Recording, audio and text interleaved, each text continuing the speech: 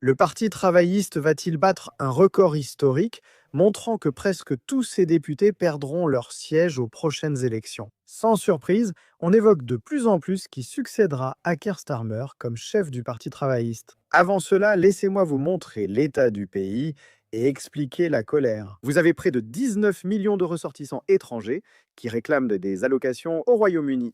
Cela comprend 126 millions d'étrangers réclamant le crédit universel. C'est une hausse de plus d'un tiers depuis 2022. Regardez l'héritage des conservateurs au gouvernement. J'espère qu'ils sont très fiers d'eux. L'anglais n'est plus la première langue pour la majorité des élèves dans un conseil sur 15. Et à l'échelle nationale, maintenant, l'anglais n'est pas la première langue de 18 millions d'élèves, soit 1 sur 5. Une catastrophe d'intégration alimentée par des niveaux d'immigration records sous les conservateurs. Comme je l'ai dit, j'espère que les touristes sont très fiers de ce bilan. Donc, on se retrouve maintenant dans une situation où les gens regardent tout ça et se disent c'est complètement fou. C'est pourquoi Keir Starmer, avec ses discours vagues sur le changement, eh bien, en réalité, tout ce qu'il a fait, c'est accélérer le déclin conservateur de notre pays.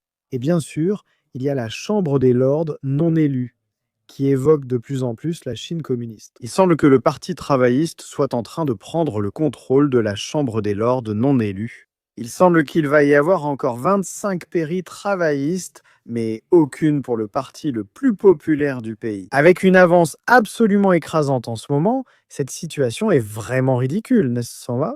Et donc vous avez maintenant une situation où, comme je l'ai dit, réforme mène avec une avance écrasante. Le Parti travailliste est désormais quatrième, atteignant un niveau historiquement bas de 14%.